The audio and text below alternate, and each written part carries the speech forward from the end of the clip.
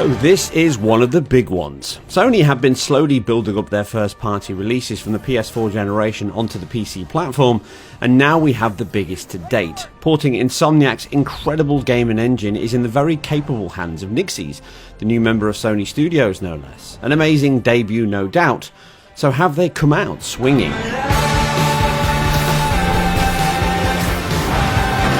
Now, this game needs no introduction. The PlayStation 5 Remaster improved the 2018 original significantly. New facial models, improved resolution and performance, DualSense controls and graphics, which included some of the best ray tracing on consoles thus far. All of this and more comes to the PC platform. By no means an easy feat of engineering for Nixxes to get this bespoke, tailored engine for the PlayStation platforms running under DirectX 12 on the PC platform, just under 2 years after it released at launch of the PlayStation 5. With some improvements over the PS5 nonetheless, so long as you have the high-end hardware at least. So what's on offer here for the PC then? Well, higher FPS, meaning you can exceed the 120 FPS ceiling of the PS5, again if you have the hardware. Shadows are increased, ray tracing is increased over the very best on the PS5 in the performance ray tracing mode, and even fidelity, level of detail or LOD is slightly further out in long city vistas over the performance RT mode on PS5 at least. And the AA and upscale options are plentiful here, with DLAA, DLSS options all included for Nvidia machines, bolstered further with TAA, SMAA and Insomniac's very own temporal injection that runs on the PlayStation platforms, now also ported to PC. Finally, FSR 2.0 has also been added, but this is still being improved by the team at the time of this video. In fact, the game review process here has really given us a look behind the curtain, with the team working hard to hit the quality level they are known for. A big update made drastic increases right at the 11th hour just before this video went live, and in fact there's another update coming post this video going live but before the game launches. The addition of more AA options was one of those, allowing you to pick your AA and or your upscale choices separately, including dynamic scaling and direct modes. It also includes ultra-wide resolutions, higher resolutions than 4K, although that is more future-proofing for PCs to come, but it's still a nice benefit of the PC platform. It even includes full DualSense support via USB only from haptics, adaptive triggers and speaker support, alongside full mouse and keyboard and other controllers as you so wish. It even includes all that DLC thrown into one package. From that score, it's a solid PC port with all the options you would expect, some over and above that, and Nixxes are delivering more right at and beyond launch. This enables a great breadth of PCs to run the game. Even the Steam Deck can join in the web slinging action with full deck support before launch and included here in my tests. Clear, move up! Hey guys, I guess bombs are part of Willie's getaway plan? What does it take to deliver the same performance as the PlayStation 5, and then what does it take to better that, and is that even possible? So let's start with visual quality and improvements. At its heart, the core game assets, textures, effects, animations, etc. are all identical to the PlayStation 5 version. The key improvements come in fidelity or resolution levels you can achieve, namely ray traced reflections. This is a tale of two cities, before the patch and after. Before the patch, the quality of the ray tracing was very poor, very low resolution, artifact popping and issues across the board in all modes, and effectively far less objects in the BVH, that bounding volume hierarchy. This meant that all the quality settings, even at the highest level, were not as good as the settings we saw on the PlayStation 5, even in that performance RT mode.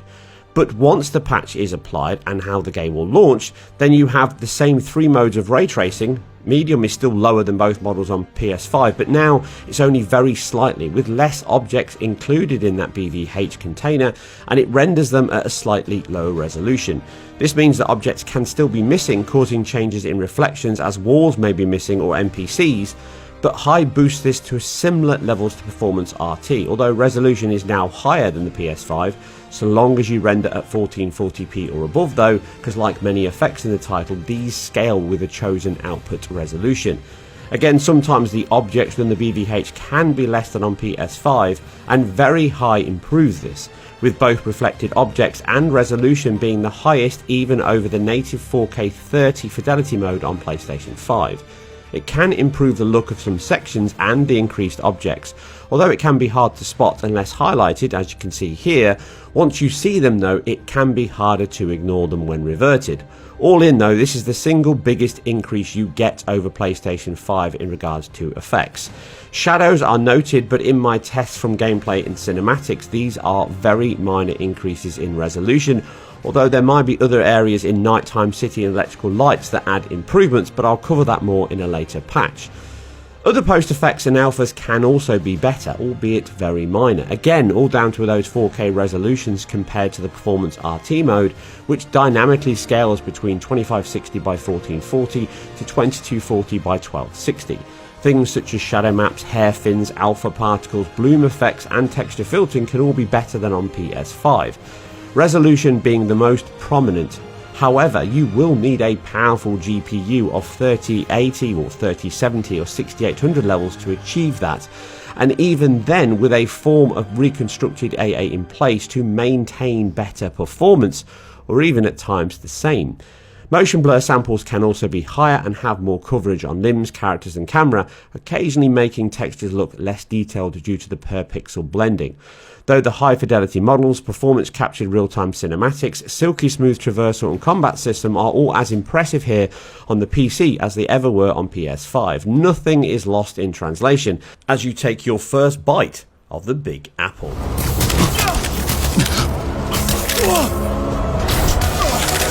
Get it! Morning, guys! So we have 5 specifications of PC, Nvidia and AMD. So with Nvidia machines first, we have the top tier 3090 paired with the Zen 3700 and then paired with a 5950X to ensure we give it room to breathe. But this is where results get interesting. With review code as it went out, we can see that even cinematics caused dips below the ideal 60 FPS target.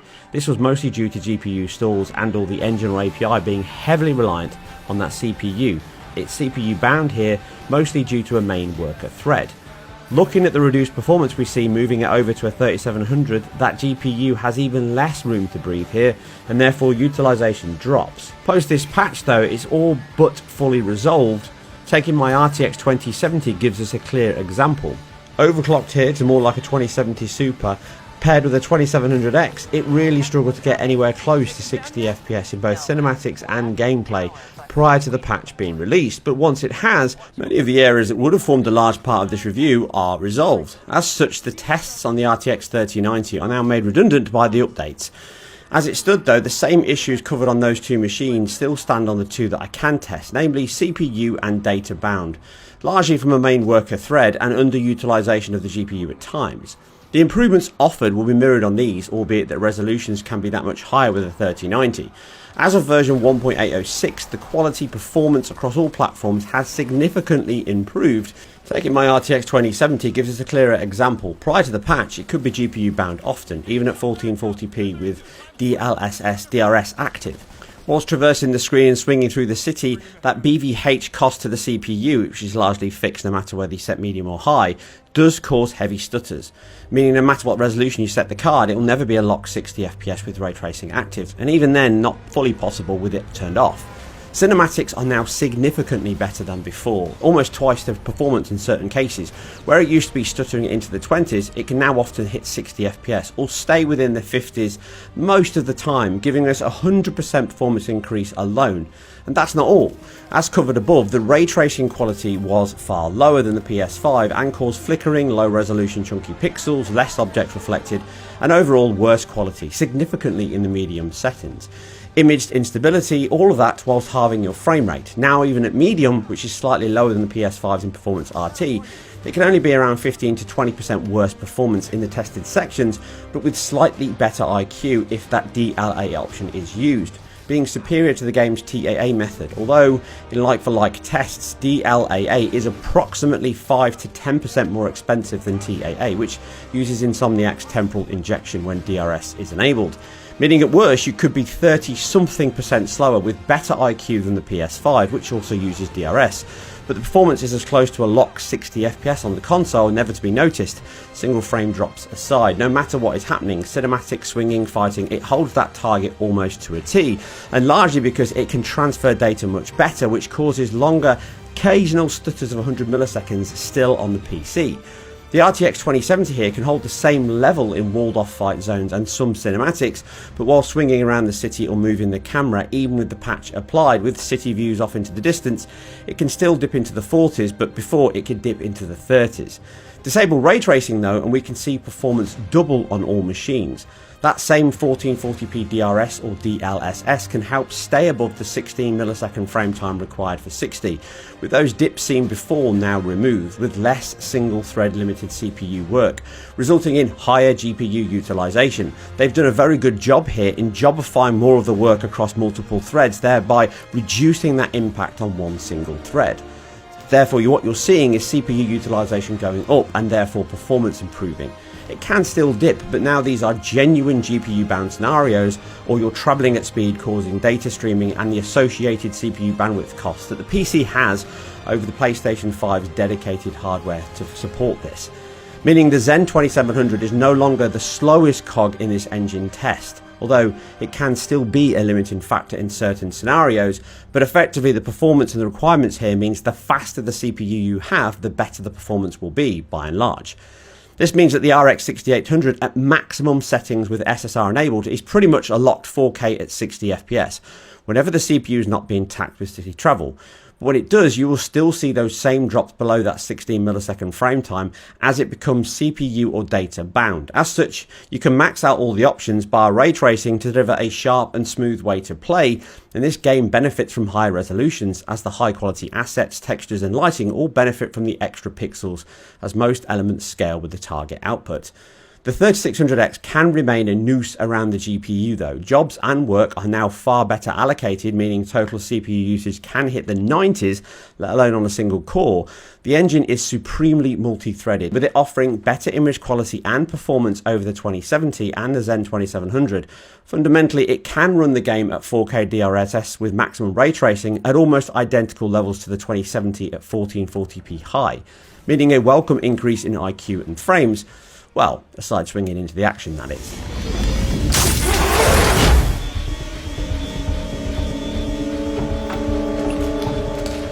So finally, the Steam Deck here. Well, off the bat, this little handheld does a brilliant job of offering PS4-like performance and quality. Ray tracing is obviously not on the cards, as is for the most part 60 FPS. But with some tweaks to a medium and low level with high textures, you can gain a solid 30 FPS level with 1080p DRS enabled and enjoy the wisecracking web slinging action on the go or on the big screen.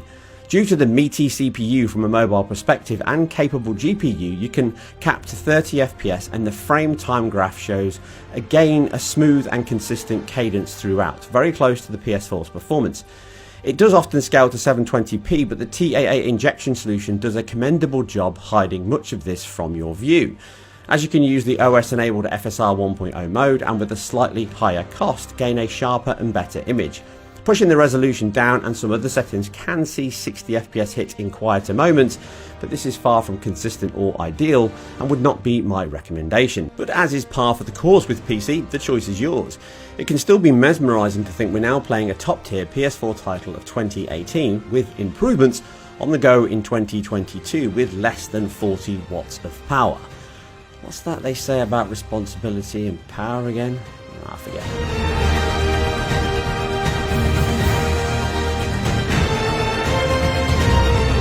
The question posed here was, what PC spec do you need to equal the PS5? And from the tested sections, then an RTX 3070 or RX 6700 XT will deliver the same or slightly better results than the PS5, certainly from a graphical perspective. In regard to the CPU, then the question is harder to answer. In the smaller sections, any modern CPU of 2700 or upwards will deliver on 60 plus frame rates. It is within the travelling that the CPU and associated data throughput requirements where that demand increases, which is only mitigated but not resolved with ray tracing disabled. Future patches may improve this, and that indeed is the team's target. And we will certainly be swinging back in to cover this one shortly. But for now, the Spider-Man Remastered port offers a close mirror of the PS5's best, and in many ways it can exceed it, with all the fun, style and action losing nothing on this new platform. Just be aware that a fully locked 60 FPS, certainly in a big part of the game of travelling, will come at very expensive cost, and right now may not be fully possible. Anyway, that's it for another performance review. If you like all these deep dives into game performance, technology and graphics, then keep it IGN and IGN Performance Reviews, and we'll be swinging back very soon. I'll catch you on the next one. Anyone want to surrender? No?